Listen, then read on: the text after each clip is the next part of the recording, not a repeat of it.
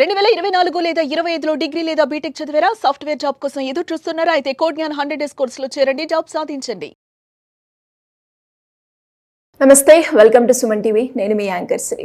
Present June మాసంలో మకర రాశి వారికి ఏ విధంగా ఉండబోతుందో అండ్ అలాగే గ్రహ సంచారం కూడా ఎలా ఉంటుందో వీటి గురించి ఈరోజు ఇన్ డీటెయిల్గా మనతో మాట్లాడడానికి వేదిక ఆస్ట్రాలజర్ ఉమా గారు ఉన్నారు. వారిని అడిగి తెలుసుకుందాం. నమస్కారం ఉమా గారు. నమస్తే అమ్మా. మనం ఎక్కువగా చూస్తూ ఉంటాం గ్రహ సంచారం. గ్రహాలు నెలకొకసారి లేదు అంటే 2 సంవత్సరాలకు ఒకసారి, 2 నెలలకు ఒకసారి మారుతూ ఉంటాయి. అండ్ ఎలా ఉంటుంది, ఏ విధంగా ఉండబోతుందండి? ఈ జూన్ మాసానికి సంబంధించి మనం ప్రధానంగా చెప్పుకోవాలి అనుకుంటే మొన్న జరిగినటువంటి మార్చి 30 తర్వాత శని యొక్క సంచారం మారింది. మే 15వ తారీఖు తర్వాత గురుగ్రహ సంచారం అనేటువంటిది జరిగింది. 18వ తారీఖు తర్వాత రాహు కేతులు 2 గ్రహాలు కూడా ట్రాన్సిట్స్ అనేటువంటివి జరిగాయి. అయితే ఈ క్రమంలో ఈ జూన్ మాసానికి సంబంధించినటువంటి గ్రహ సంచారాన్ని గమనిస్తే కనుక మేషరాశిలో జూన్ మాసం అంతటా కూడా శుక్రగ్రహ సంచారం అనేటువంటిది నడుస్తుంది. అయితే వృషభ రాశిలో జూన్ 15వ తారీఖు వరకు కూడా రవిగ్రహ సంచారం అనేటువంటిది నడుస్తుంది. 15వ తారీఖు తర్వాత మిథున సంక్రమణము అంటే రవి మిథున రాశిలోకి ఎంటర్ అవుతారు. అయితే జూన్ 6వ తారీఖు తర్వాత నుంచి బుధగ్రహ సంచారం మిథున రాశిలో సంచారం అనేటువంటిది జరుగుతుంది. జూన్ 15వ తారీఖు తర్వాత అంటే అక్కడ గురు బుధ రవి అనేటువంటి 3 గ్రహాల సంచారము మిథున రాశిలో ఉండడం జరుగుతుంది. అయితే కర్కాటక రాశిలో జూన్ 6వ తారీఖు వరకు కుజగ్రహ సంచారము, 6వ తారీఖు దాటిన తరువాత నుంచి సింహరాశిలోకి కుజగ్రహ సంచారం రావడం అనేటువంటిది జరుగుతుంది. ఇక సింహంలోనే కేతుగ్రహ సంచారం అనేటువంటిది ఉండడము, కుంభంలో రాహుగ్రహ సంచారం అనేటువంటిది, మీనములో శనైశ్వర సంచారం అనేటువంటిది నడుస్తూ ఉన్నాయి. అయితే ఇక్కడ 15వ తారీఖు దాటిన తరువాత చాలా రకాల రాశుల్లో మనము మార్పులు అనేటువంటివి చూస్తాం. బికాజ్ రవి యొక్క ట్రాన్సిట్ అనేటువంటిది ఈ మాసంలో బుధ కుజ అనేటువంటి ట్రాన్సిట్స్ కూడా జరుగుతున్నాయి. కాబట్టి అంటే మరి మకర రాశి వారికి ఎలా ఉండబోతుందండి ఈ జూన్ మాసంలో? విద్యాపరంగా, ఆరోగ్యపరంగా, విదేశీ పరంగా, సంతాన పరంగా వారు ఎలాంటి పరిహారాలు చేసుకోవాలి అంటారు? తప్పకుండా అమ్మ.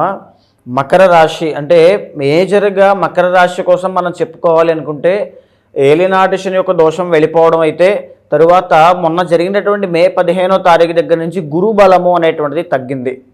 ఇదే కాకుండా రాహు 2వ స్థానంలోకి ఎంటర్ అవ్వడం అనేటువంటిది కూడా జరిగింది. ఇక్కడ ఈ జూన్ మాసానికి సంబంధించి 3 గ్రహాలు మకర రాశి వాళ్ళకి అద్భుతంగా యోగిస్తూ ఉన్నాయి. ప్రధానంగా యోగించేటువంటి గ్రహం ఏమిటి అంటే 3వ స్థానంలో శనైశ్వర సంచారము. శని భగవానుడు మీనరాశిలో మకర రాశి వాళ్ళకి యోగిస్తూ ఉన్నారు. దీని మూలాన ఏమిటి అంటే చేతి వృత్తి వ్యాపారం చేసుకునేటువంటి వాళ్ళు ఎవరైనా సరే, చిరు వ్యాపారమైన ఏదైనప్పటికీ కూడా, లేదా ప్రతిరోజు కూడా ఎంతో కొంత దూరంగా వెళ్ళి అక్కడ ఎంతో కొంత పని చేసో ఏదో వ్యాపారం చేసో మళ్ళీ తిరిగి ఇంటికి వచ్చేటువంటి స్మాల్ ట్రావెలింగ్ చేసేటువంటి ఉంటాయి.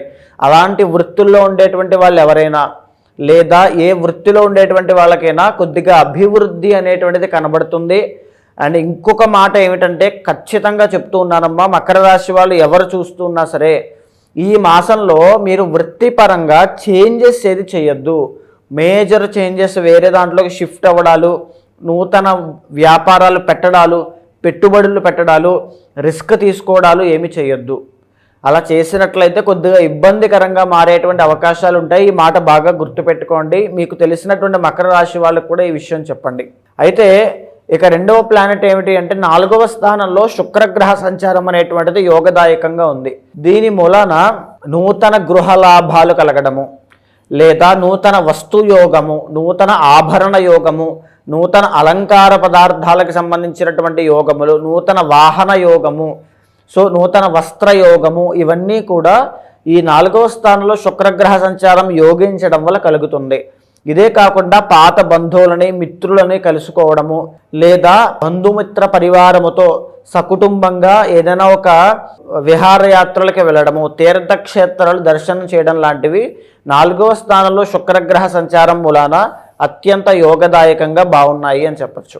6వ స్థానంలో బుధగ్రహ సంచారం అనేటువంటిది యోగిస్తోంది. ఎప్పుడైతే 6th హౌస్లో బుధుడు యోగిస్తూ కనబడుతూ ఉన్నాడో, ఇక్కడ బుధగ్రహం యోగించడం అనేటువంటిది అంటే తెలివితేటలతో ఒక పెద్ద ప్రమాదం నుంచో లేకపోతే ఆర్థిక సమస్య నుంచో తప్పించుకునేటువంటి పరిస్థితులు ఉంటాయి. ఖచ్చితంగా మీరు ఆ సమయస్ఫూర్తి ప్రదర్శించి ఆ ఉన్నటువంటి చిన్న చిన్న సమస్యల నుంచి గట్టెక్కడము, వాటి నుంచి పైకి రావడము, ఆ గ్రోత్ అనేటువంటిది ఖచ్చితంగా మీరు చూస్తారు. ఇక మనం నెగిటివ్ సైడ్లోకి వెళ్తే కనుక 2వ స్థానంలో రాహుగ్రహ సంచారము మిశ్రమంగా యోగిస్తూ ఉన్నారండి. దీని మూలాన డబ్బు విషయంలో, మాట విషయంలో విద్యార్థులకి, ఈ ముగ్గురికి కూడా ఈ 3 విషయాలను జాగ్రత్తగా ఉండాలి. డబ్బు విషయంలో విపరీతంగా ఖర్చు అవ్వడం, లేదా డబ్బు ఆదాయం, ఇన్కమ్ అనేటువంటిది కాస్త తగ్గడం అనేటువంటిది జరిగే అవకాశములు కనబడతాయి. అదేవిధంగా మాట విషయంలో తగువులకి, కలహాలకి తావు ఇవ్వకుండా ముందుకు వెళ్ళాలి. అత్యంత ముఖ్యమైనది విద్యార్థులైతే ఎక్కువగా కాన్సన్ట్రేట్ చేయడము, ఎఫర్ట్స్ అనేటువంటి ఇంకా పెట్టడము, తరువాత ఉత్తీర్ణత పెరగడం కోసం ప్రయత్నం చేయాలి. బాగా కష్టపడితే అనుకున్నటువంటి దాంట్లో సాధించే అవకాశం ఉంటుంది.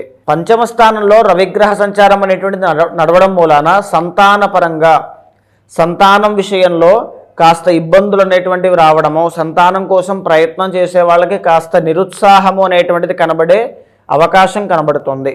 అయితే 15వ తారీఖు తర్వాత అండి, జూన్ 15వ తారీఖు తర్వాత నుంచి రవి యోగిస్తూ ఉన్నారు. రవి యోగించడం వల్ల ఏ పని అనుకుంటే ఆ పని జూన్ 15 నుంచి జూలై 15 దాకా రవి యోగించడం వల్ల అద్భుతంగా ఉంటుంది. అనుకున్న పని అనుకున్న టైంలో అయితే వచ్చేటువంటి ఆనందాన్ని, లేకపోతే ఆ ఎనర్జీని, ఆ ఉత్సాహాన్ని వీళ్ళు చూస్తారు.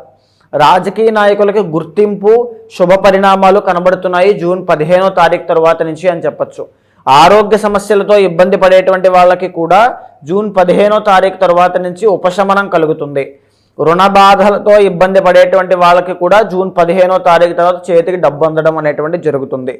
6వ స్థానంలో గురుగ్రహ సంచారం అనేటువంటిది అంతగా యోగించడం లేదు.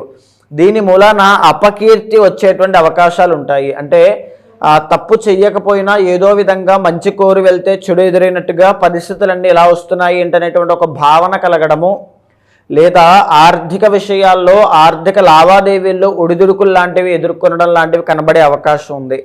అష్టమంలో కేతుగ్రహ సంచారం అనేటువంటిది మిశ్రమ ఫలితాలు ఇస్తూ ఉంది. దీని మూలాన మానసికంగా స్ట్రాంగ్ అవ్వాలి. మీరు మనోధైర్యంతో ముందుకు వెళ్తే మీకు సాటి నిలబడేటువంటి వ్యక్తులు ఎవరు ఉండరు. ఈ మాట బాగా గుర్తుపెట్టుకోండి.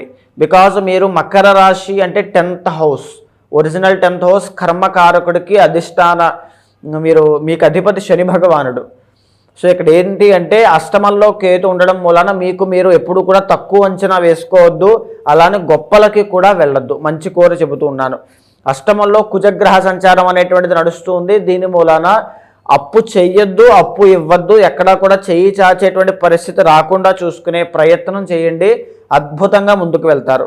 ఎస్పెషల్లీ ఈ జూన్ మాసంలో మకర రాశి వాళ్ళకి ఎక్స్ట్రాడినరీ శుభ ఫలితాలు ఉండాలి, ఉన్నటువంటి స్థాయి కన్నా ఇంకా బాగుండాలి అంటే చేయాల్సినటువంటి 2 పనులు: పర్సనల్ చార్ట్ చూసుకోవడము, అక్కడ నడిచేటువంటి దశ అంతర్దశలు బట్టి నిర్ణయాలు తీసుకోవడము, సమయస్ఫూర్తితో ఆలోచించడము, మనోధైర్యాన్ని పెంచుకోవడము.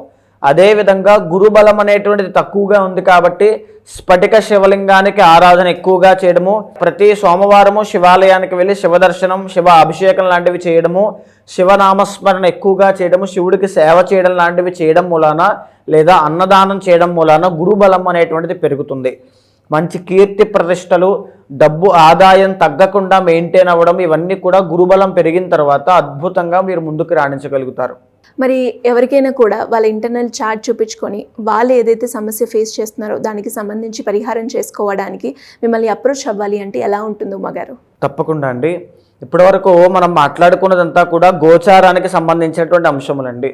గోచారం అనేటువంటిది వేరుగా ఉంటే మన పర్సనల్ చార్ట్ అనేటువంటిది డిఫరెంట్గా ఉంటుంది. ఖచ్చితంగా మీ పర్సనల్ చార్ట్లో అద్భుతమైన యోగం నడుస్తుంది అంటే గోచారంలో ఎలాంటి ఇబ్బందులున్నా, ఏ దోషము, గురుబలం లేకపోయినా ఈజీగా ఓవర్కమ్ చేసేస్తారు.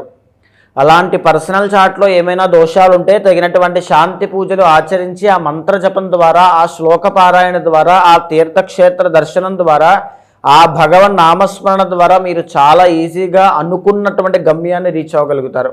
అలాంటి వాళ్ళు ఎవరైనా ఉంటే తప్పకుండా మీకు కింద కనిపించే నెంబర్కి కాల్ చేస్తే మా వాళ్ళు మీకు పూర్తి వివరాలు అందిస్తారు. మీ పర్సనల్ చార్ట్ చూసిన తర్వాత గోచారాన్ని, పర్సనల్ చార్ట్ని సమన్వయం చేస్తూ భగవత్ అనుగ్రహం కావడం కోసం ఏమి చెయ్యాలో మీతో చేయించి మీకు గొప్ప రిజల్ట్స్ వచ్చేలా చేస్తాను. థ్యాంక్ యూ అండి. Thank you so much. నమస్తే.